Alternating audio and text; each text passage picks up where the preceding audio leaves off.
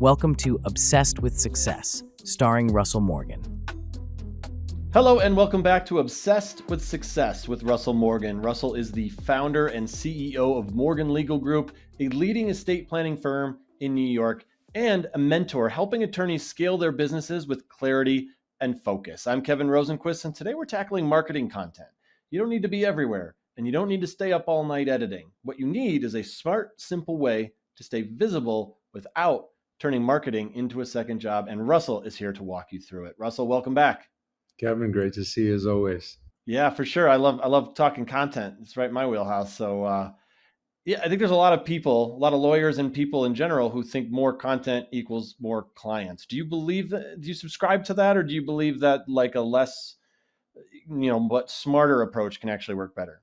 It's working smarter, not harder, and the same goes with content. I've seen this before, that you're delivering just to deliver content, but quality always beats quantity. So you're always going to be better off delivering something that's well written, well versed, verified, maybe less frequently, but something that actually delivers and adds value. You pushing out content just for the sake of, hitting your monthly quota for how many articles you're publishing or how many videos you're shooting, it doesn't really help the public. You're not really adding value. You're not putting much out there that you probably didn't say yesterday or the day before. I would focus more on making sure you're delivering quality. And I go back to this all the time. There's so much out there happening on a day-to-day. We're in a 24-hour news cycle. It's almost impossible for you not to find quality. Problem is people are more focused on quick in and out type of content. And even the algorithms, if you do your homework on how indexing works and how our search engines are publishing and featuring your content. Even AI today, if you start digging deeper in what it's recognizing, they're looking for quality content, high ranking positions. They're not looking for somebody that's pushing out 1,000 different things in 1 month. They're looking for someone that's publishing quality, original content. Now that can be, blogs or articles or videos or, whatever medium it is that you're using, but less is more in quantity. If you have the bandwidth to deliver quality content in the same quantity as everybody else is delivering, let's just say you're positioning yourself against someone who's delivering every single day, absolutely go for it. But I would focus my efforts on the quality and making sure that each individual piece actually speaks to the public, speaks to your clients, rather than just pushing out more for the sake of having more. Yeah, the key, you use the word value a lot when we talk about this kind of stuff, providing value, and I think that's definitely a big one. And I think a lot of people fall into a trap where the old spaghetti marketing strategy of trying to be everywhere. I got to be on LinkedIn. I got to be on Facebook. I got to be on Instagram. I got to be on TikTok. I got to be everywhere. Do you find that to be something that it hurts people more than helps them? And I'm curious if you ever had kind of fell into that trap where you just try to be everywhere. No, I'm of the opinion that there's nothing wrong with being everywhere. It's okay. That doesn't mean that being everywhere is going to work for you. You can publish in absolutely every single place, but you really need to be watching your metrics. What's performing? Where are you doing well? Depending on your niche, depending on your market, whether you're retail, commercial, corporate, being everywhere may not be the best thing for you. Mm-hmm. If you're constantly in front of people and you're in a retail facing business, sure, being everywhere may make more sense because people are constantly consuming. But if you're dealing with commercial clients, if you're dealing with companies instead of people, being everywhere is not necessarily the best thing for you, because your value is driven from scarcity, that your time is money, especially when you're dealing with commercial clients or corporate clients.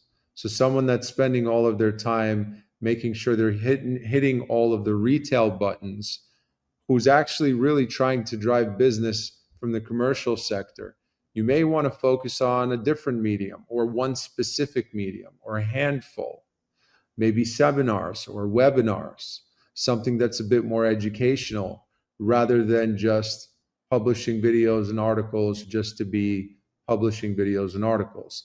Focus on more reputational driven pieces, the right news channels, uh, maybe being featured as an expert on the right platform once or twice will get you more credibility than just shooting out, video after video on LinkedIn, Facebook, Instagram, X, on, every single platform that's out there. So it really depends on who is your target audience. Are we trying to hit the retail sector? Are you looking for something that's a bit more commercial? And from there, focus your efforts accordingly.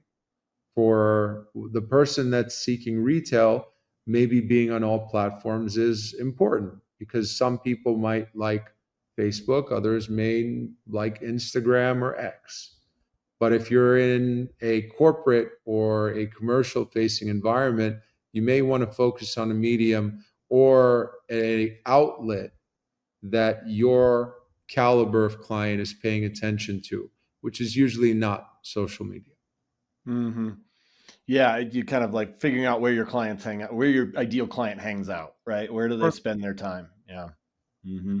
How can a lawyer start building a consistent presence? Especially, I mean, we talk about it all the time. Lawyers are stretched pretty thin. They're a lot of newer practices. The guys, the people are wearing multiple hats. What's a good place to start? It's going to depend on who are we trying to target. A good place to start if you're really just starting out is troubleshooting on platforms that don't really cost you much except for time, unless you're spending money on ads. Start with blog writing or articles or publishing videos, something that doesn't carry much of a hard cost. Yes, of course, your time is money. But when you're in a position where you're not exactly sure what you're doing yet, we don't know what works yet, back to spaghetti marketing would be an example. Start with mediums that have a very low risk tolerance. Something that's free, yes, it's costing you time, but number one, it's costing you no money. Number two, you can reuse your content. You can shoot, let's say, an hour-long seminar, but release it in episodes or in sectors. Or you can have a multiple piece article where part one is released first, part two is released the following week. And this way you're building some momentum with your potential clients. You're leaving them breadcrumbs at the end of everything you publish, and a reason to want to come back, a reason to want to pay attention, and a reason to engage. And at the end of the day, it's all value add. Even if they're not becoming clients, they're remembering your name and they're positioning you as an authority in the industry. And this goes across the board. It doesn't matter what kind of industry you're in. Mm-hmm. We're living in an instant digital world.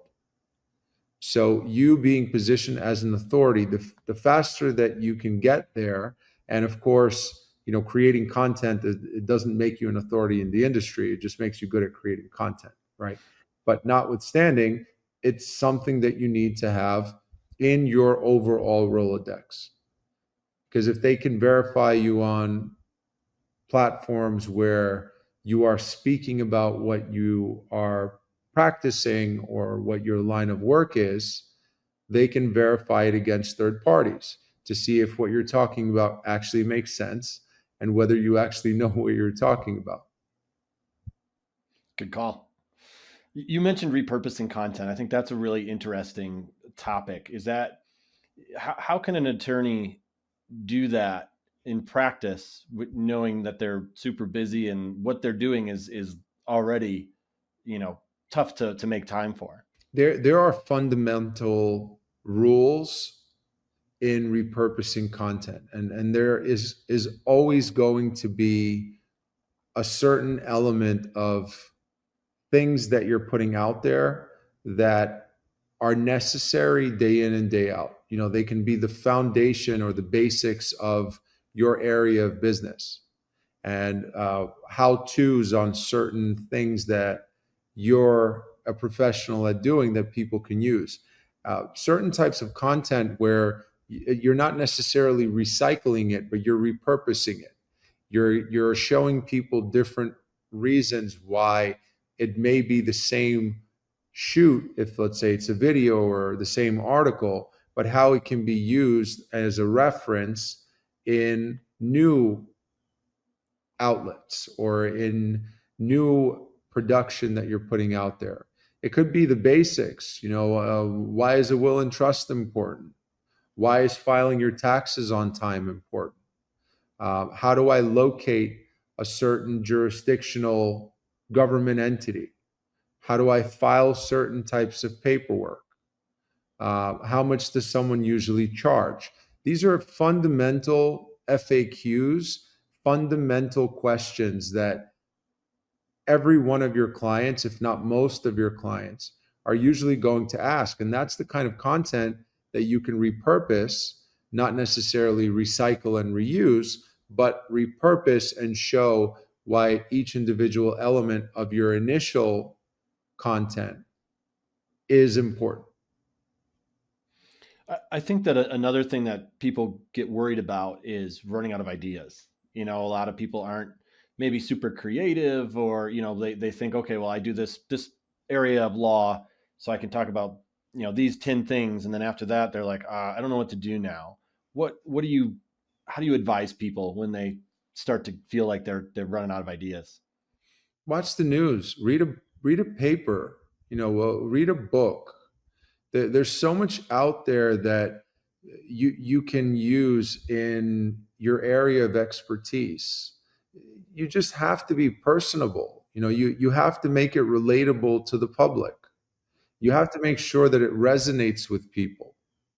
You can be using your area of practice or your area of business on current events or on past events, or on how past events are affecting current events. You can be using philosophical information or fundamental educational information that's still relevant today. So you're still implementing and showing yourself as a professional or an expert or someone who's experienced in the field, but being able to showcase that with different types of examples. So even if you are limited in what you're able to offer, it can be applicable in a million different variations. It's just being able to show real life examples. So use that to your advantage. Use the current events. Use history. Use history repeating itself. That's something that's going to be your best friend. Pay attention. Read a book. People are today, unfortunately, are doing less and less reading. And it doesn't have to be physically sitting down. Get yourself an audiobook if you don't like to read. Take 15 minutes in the morning while you're drinking your morning coffee. Listen to an audiobook or pick up something that you like to read. It'll get your creative juices flowing. And especially if you're, trying to or developing a rhythm on content production, you're always looking for these little tidbits. So it could be from something that resonates with you, something that you're interested in.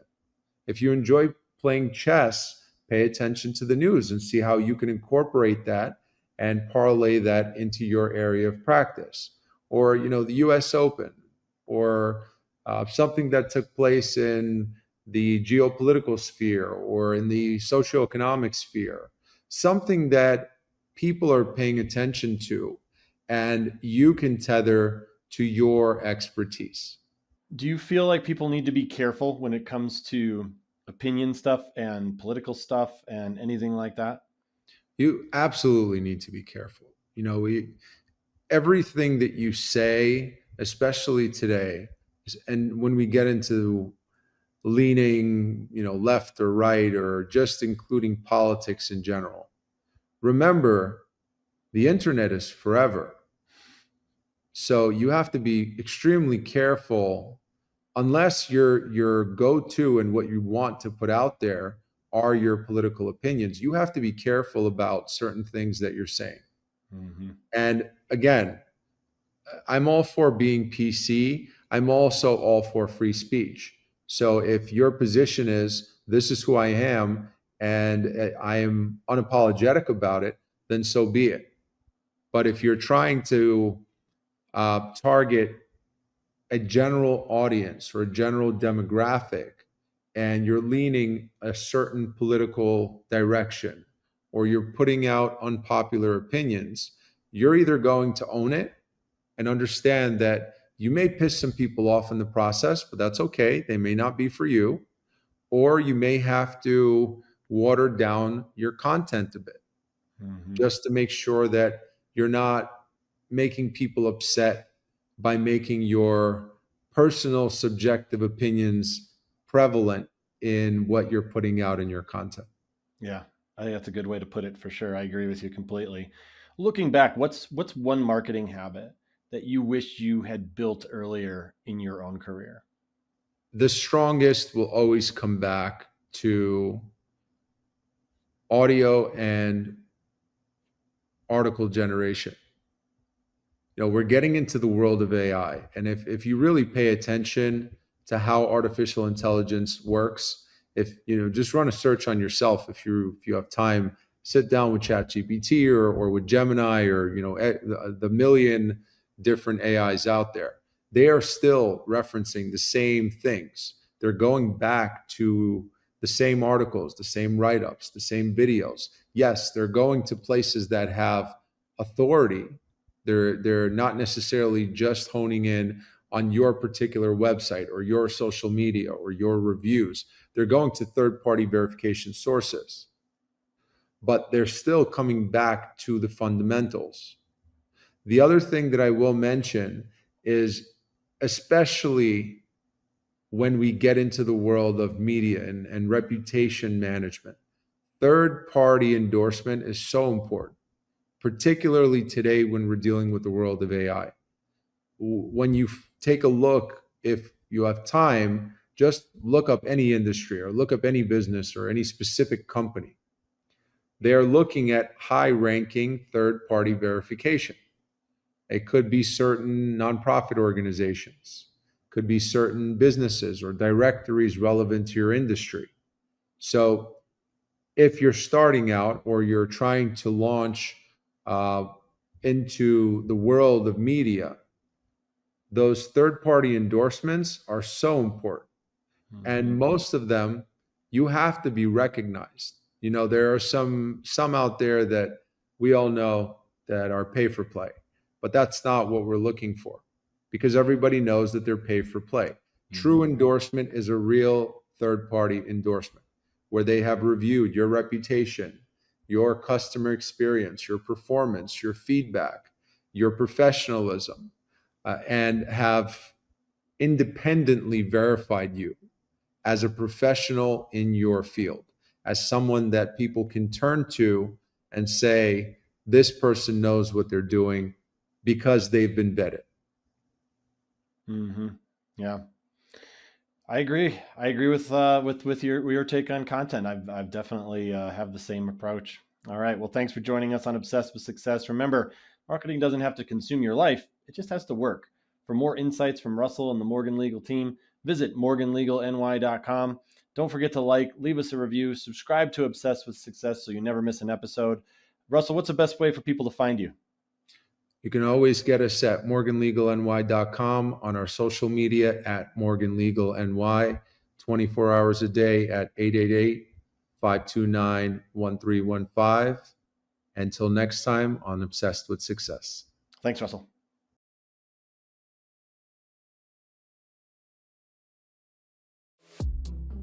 Thanks for watching.